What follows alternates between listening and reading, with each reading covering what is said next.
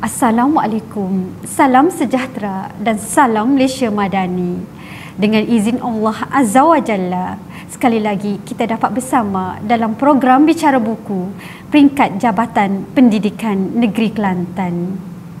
Di tanah rata ada kebun, dalam kebun ada bidara. Bermula kata, serangkap pantun, dalam pantun ada bicara. Bersama saya, moderator anda pada pagi ini, Puan Suhainah binti Arifin, Guru Perpustakaan Media SMK Lalu, Kuala Krai.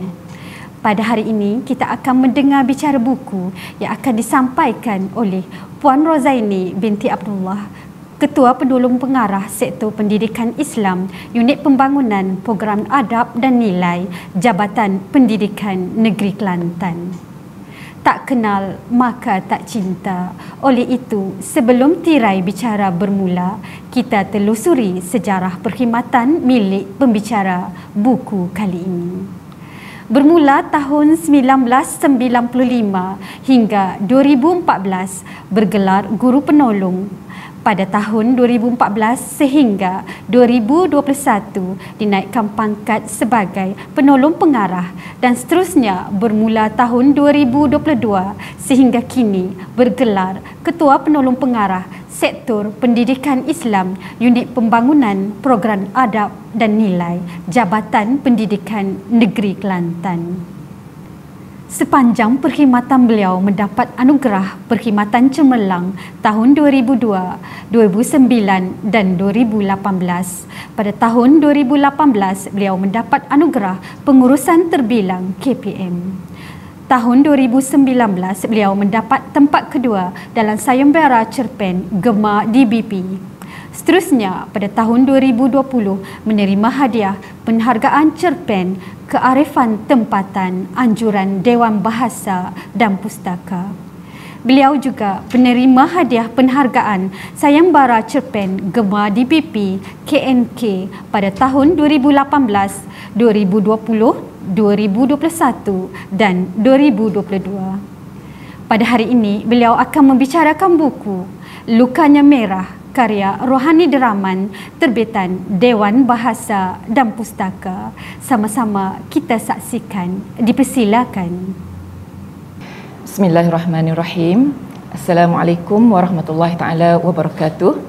Alhamdulillah, syukur kehadrat Allah Subhanahu wa taala kerana kita dapat bersama-sama pagi ini dalam program Bicara Buku.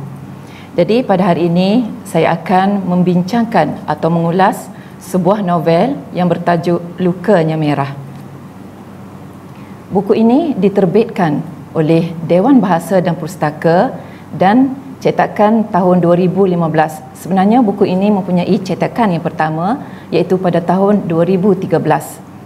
Buku ini ditulis oleh Rohani Deraman dan mempunyai sebanyak 660 muka surat. Pembaca boleh tengok betapa tebalnya buku ini, tapi berbaloi untuk kita membacanya. Jadi saya akan kupas sinopsis buku. Jadi ia memaparkan kisah perjuangan seorang wanita yang telah lanjut usianya yang bernama Mek Romah yang berjuang untuk membela kedaulatan tanah air dan mempertahankan hak daripada pemerintah yang kejam ataupun yang tidak berperi kemanusiaan. Mek Romah bersama-sama penduduk di Kampung Ceneh bangkit untuk menentang demo, iaitu panggilan yang diberikan kepada pemerintah yang telah membunuh ahli keluarga dan penduduk-penduduk kampungnya. Mereka juga sanggup berkorban masa, tenaga, kudrat dan harta benda, walaupun nyawa sekalipun demi untuk agama, bangsa dan tanah air mereka. Okey, seterusnya saya akan mengulas berdasarkan watak-watak utama yang terdapat di dalam novel ini. Watak utamanya iaitu Mek Romah sendiri, iaitu yang telah berusia 65 tahun walaupun usianya melebihi, maksudnya menjangkau 65 tahun ni mereka yang telah lanjut usia sebenarnya, tetapi semangatnya jauh lebih muda dan bertenaga. Di dalam buku ini, kalaulah pembaca boleh membaca buku ini, kita dapat merasakan, saya sendiri apabila membaca buku ni, saya dapat merasakan walaupun Mek Romah tu berusia 65 tahun, tetapi kegiatan dan aktiviti yang dijalankan oleh Mek Romah sebenarnya seperti seolah-olah mereka yang berusia 40 tahun ataupun 50 tahun. Dan Mek Romah ini tinggal di sebuah rumah kayu yang dibina oleh suaminya dalam suasana dan kehidupan kampung, sesuai dengan sikap dia seorang yang kedesaan, wanita yang Melayu dan sopan santun. Sebenarnya Mek Romah ini berasal daripada negeri Kelantan tetapi berhijrah ke Patani setelah berkahwin dengan suaminya yang dikenali sebagai Haji Mak Daud. Haji Mak Daud ini merupakan seorang imam di masjid dan mengajar sebagai guru agama di kampungnya. Selain itu, kehidupan seharian Haji Daud dan Mek Romah ini adalah sebagai penoreh getah dan juga yang mengusahakan sawah padi bendang. Dan Mek Romah ini mempunyai 3 orang anak. Yang pertama Seman, yang kedua Dolah dan yang ketiga Mat Husin. Sebenarnya Mek Romah ini kebangkitan semangatnya muncul wujud apabila kematian mula menimpa keluarganya. Pertamanya kematian anak lelaki sulungnya iaitu Seman. Seman ni dia dibunuh. Pada masa tu, inilah kali pertama saya mula mengeluarkan air mata lah bila kita membaca lukanya merah ni. Bila penulis menggambarkan ketika Seman mati, Seman yang telah ditembak oleh pemerintah, oleh polis pemerintah, digambarkan dalam buku ini bagaimana Mek Romah meraung, melolong, menangisi kematian Seman yang ditulis dengan begitu baik sekali. Itu bagaimana isi perutnya terburai, jadi menimbulkan kegerunan kepada kita untuk membacanya. Dan yang keduanya, apabila anak keduanya Dolah juga mati dan Mek Romah tidak mengetahui bagaimana kematian Dolah tersebut, tetapi akhirnya mayat Dolah dijumpai di rumpun buluh. Dan akhir sekali, dan ini yang paling bagi saya satu peristiwa, maksudnya inciting incident lah bagi Mek Romah mula bangkit untuk menentang, memperjuangkan hak kedaulatan tanah airnya apabila suaminya Haji Mak Daud ditembak di rumahnya sendiri seusai solat subuh. Apabila Haji Mak Daud membuka pintu, bila mendengar ketukan daripada seseorang daripada rumahnya, bila Mak Daud membuka pintu, tiba-tiba bukan seseorang tetapi berdelan yang kena pada tubuh Mak Daud. Jadi selepas kematian yang begitu tragis kepada Mek Romah, inilah munculnya satu perasaan yang ingin mempertahankan dan ingin memperjuangkan kedaulatan tanah air Mek Romah dan penduduk-penduduk di kampung Cenik itu. Saya akan mengulas dari segi, jadi pembaca akan mengetahui cerita lukanya merah ini berdasarkan perwatakan Mek Romah yang ada dalam novel tersebut. Mek Romah seorang yang nekat, berani dan kuat semangatnya.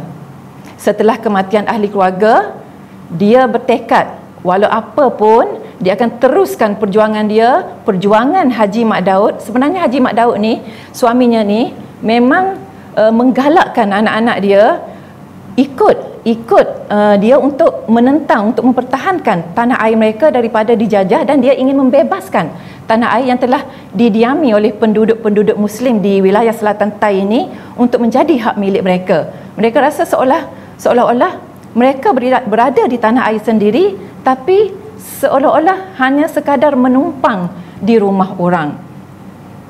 Jadi dengan sebab itulah dia tekad bahawa perjuangan suaminya, walaupun Seman, Dolah dan suaminya meninggal dunia, tapi dia akan teruskan perjuangan itu. Sebenarnya Mek Romah ni masih ada mempunyai seorang lagi anak bongsunya yang bernama Mat Husin. Saya tak jelaskan sebentar tadi.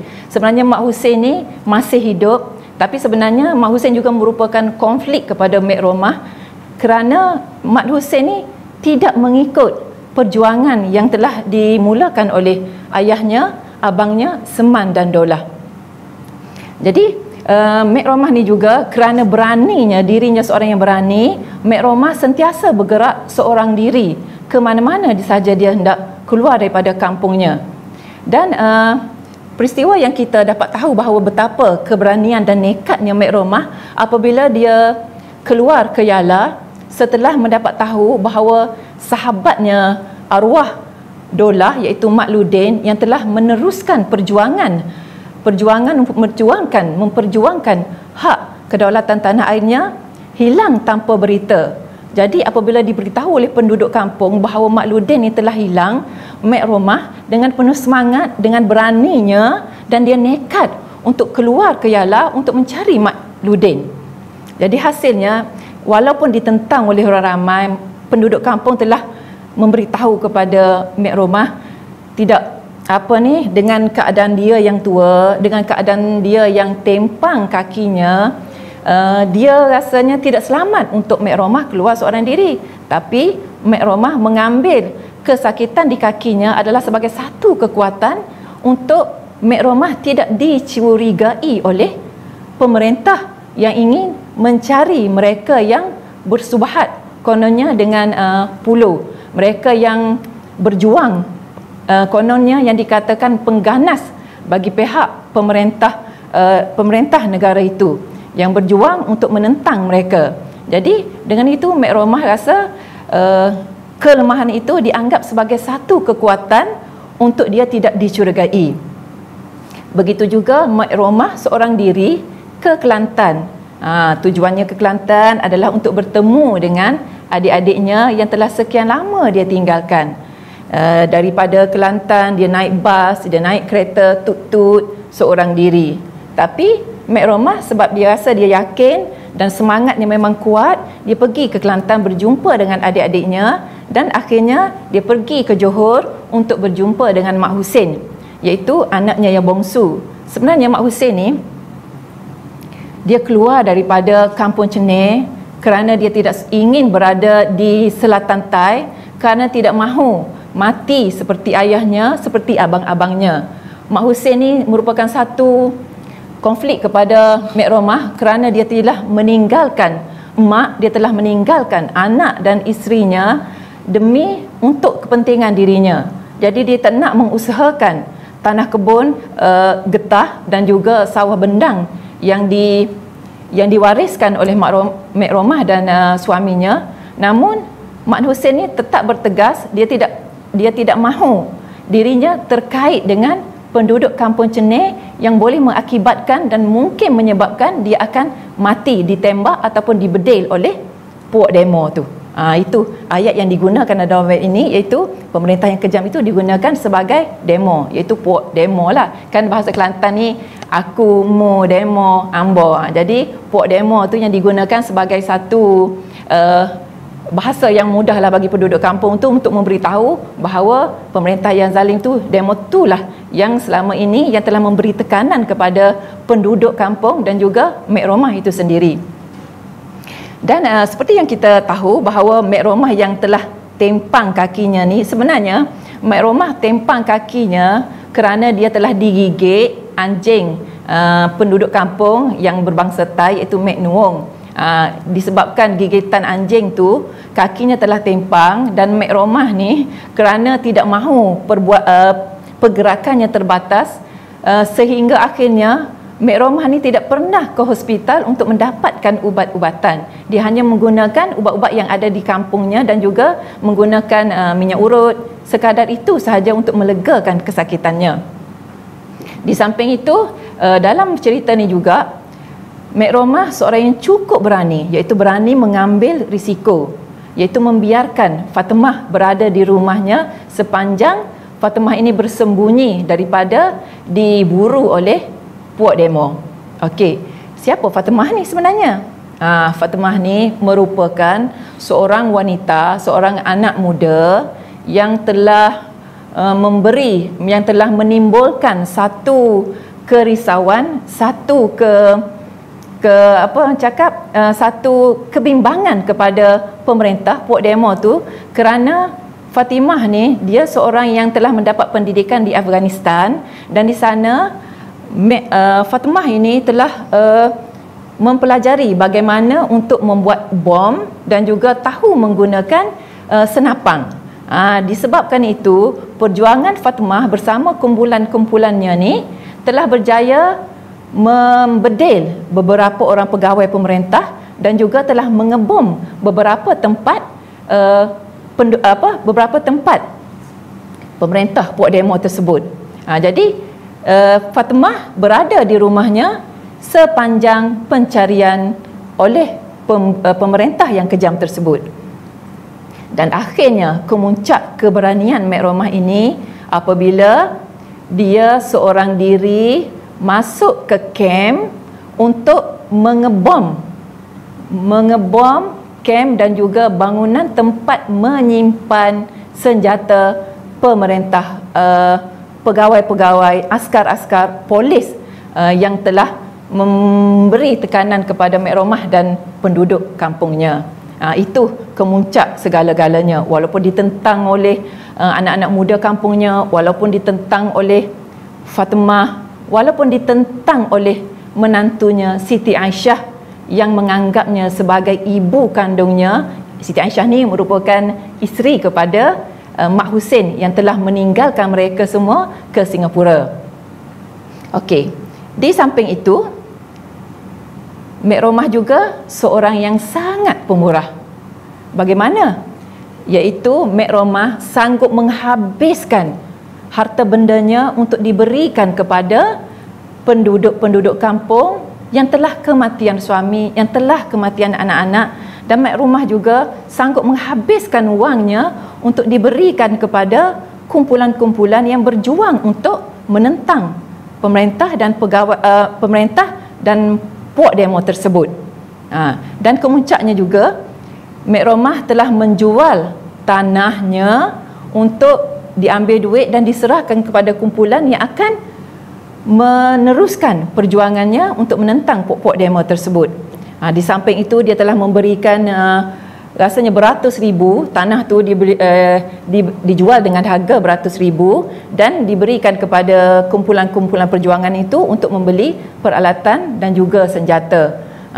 Dalam cerita ni juga, dalam buku ni juga ada memberitahu, ada menyatakan bahawa Mek Romah telah menyuruh Mak Sudin, salah seorang pemuda kampung yang mengetuai kumpulan pergerakan tu, untuk membeli serbuk-serbuk untuk membuat bom. Di situ menunjukkan bahawa Mek Romah sanggup menghabiskan seberapa banyak sekalipun untuk perjuangannya. Okey, perwatakan yang seterusnya iaitu seorang yang penyayang. Mek Romah sebagai seorang tua yang telah lanjut usianya, yang telah ditinggalkan oleh anak-anaknya, yang telah kematian suaminya, Mek Romah bertuah kerana dia masih mempunyai menantunya Siti Aisyah yang telah dianggap lebih daripada anak kandungnya sendiri. Dan juga Mek Romah sangat menyayangi cucu-cucunya, iaitu anak kepada Siti Aisyah dan juga Mak Hussein. Cucu-cucunya seramai 3 orang.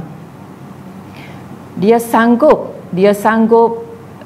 menghabiskan masanya, dia sanggup menghabiskan tenaganya demi untuk Siti Aisyah dan juga cucu-cucunya. Begitu juga walaupun Fatimah yang baru sahaja tiba di rumahnya, walaupun baru saja menetap di rumahnya dan walaupun baru sahaja mengenalinya, tetapi Mek Romah telah menganggap Fatimah sebagai anak kandungnya, seolah-olah seperti anak kandungnya, kerana dia tahu perjuangan Fatimah adalah sama sepertinya, itu berjuang untuk mempertahankan, berjuang untuk mendaulatkan dan berjuang untuk menegakkan agama Islam di kampungnya dan secara amnya di wilayah Selatan Tai itu.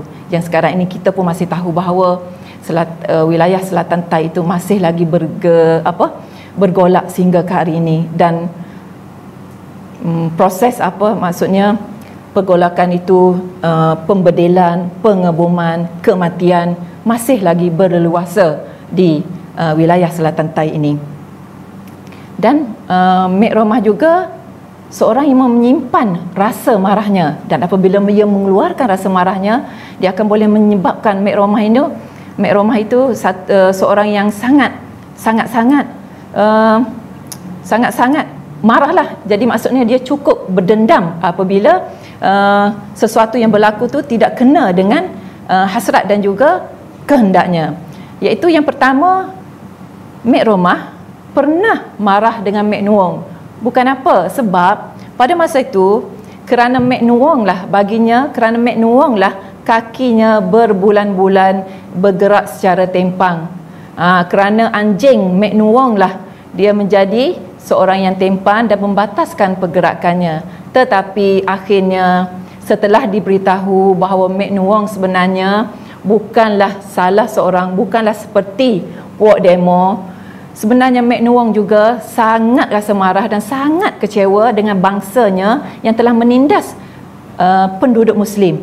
Jadi untuk menebus kesalahannya, Mek Nuwong telah membunuh kesemua anjing-anjingnya, termasuklah anjing yang telah menggigit Mek Romah. Dan tanah yang dijual oleh Mek Romah juga sebenarnya telah dibeli oleh Mek Nuwong. Dengan hasil tanah itulah sebenarnya Mek Romah telah membiayai perjuangan untuk menegakkan agama Islam itu.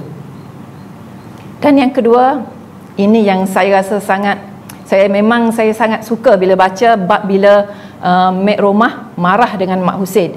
Apabila Mek Romah pergi ke Johor untuk bertemu dengan Mek Husin, sebenarnya saya memang suka hati bila Mek Romah memarahi Mak Husin ni, orang kata dengan kau-kau lah. Memang dia marah betul-betul Mak Husin.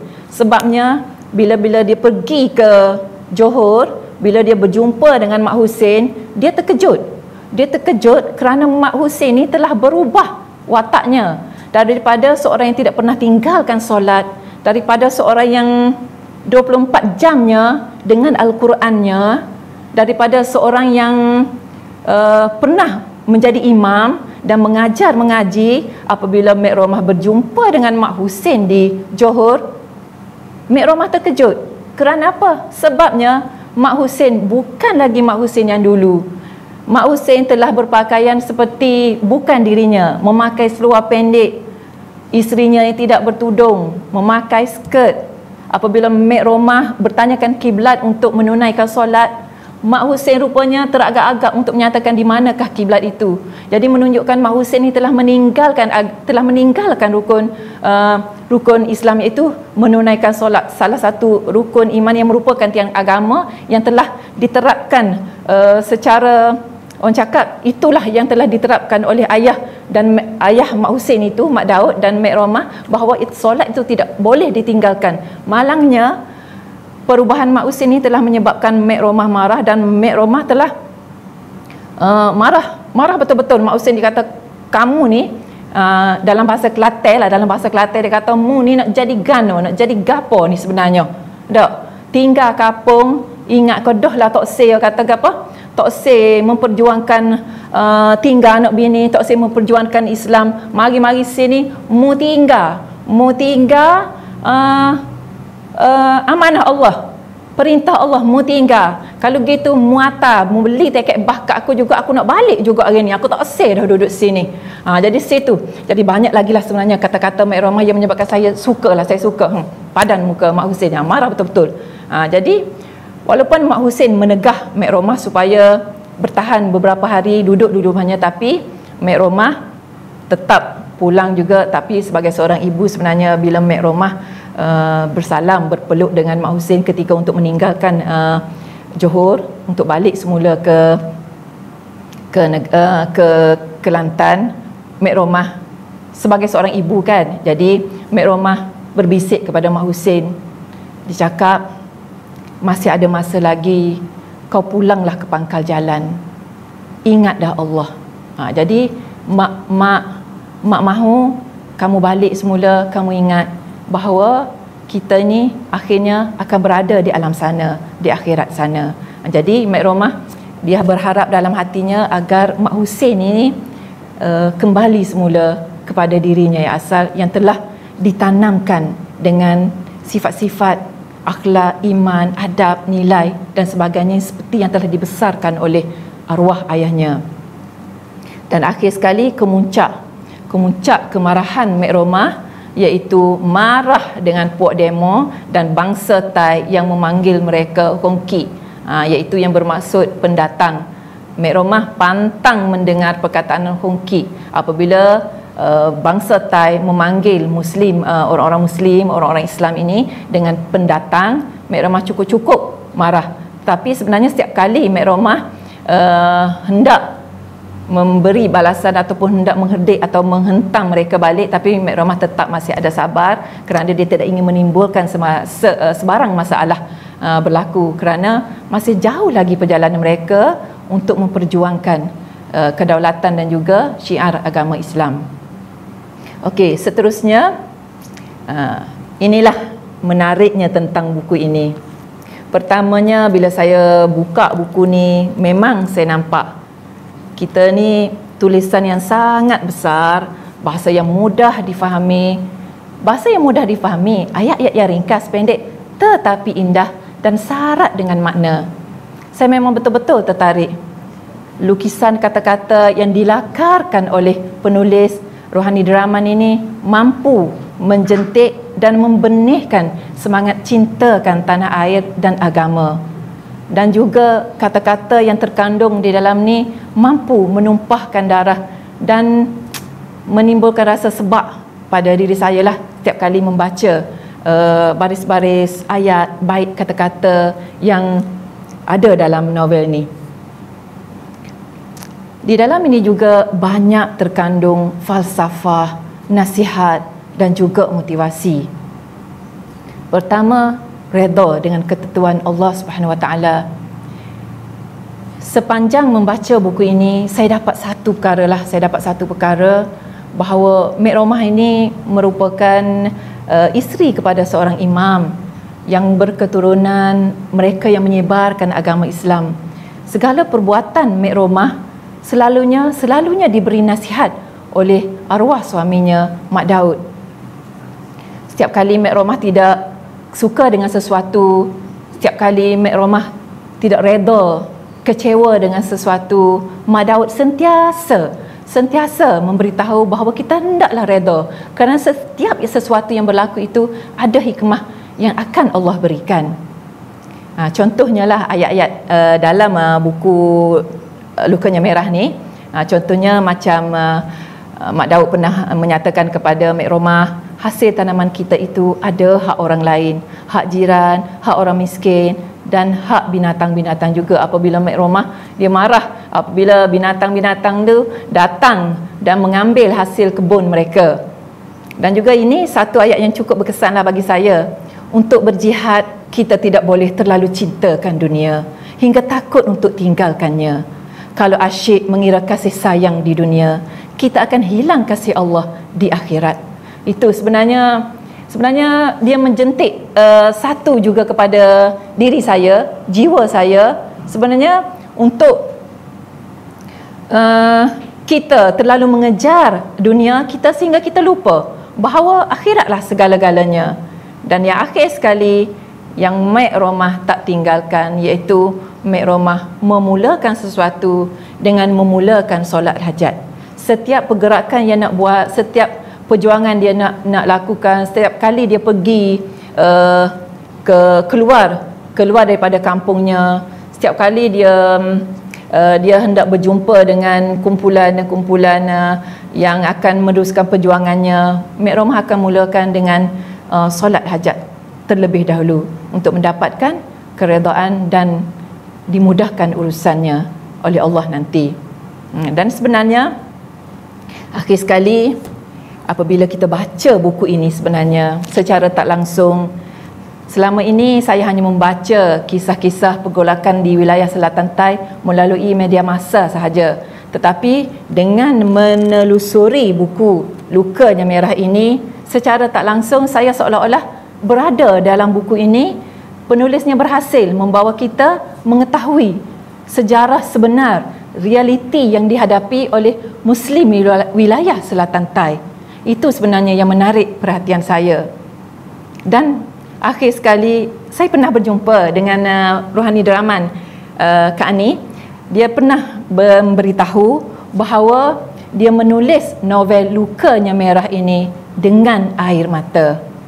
Dan sememangnya betul lah, pembaca, pendengar sekalian, sekiranya penulis menulis dengan air mata, maka pembacanya juga membacanya sehingga menimbulkan sebab dan juga meninggalkan air mata.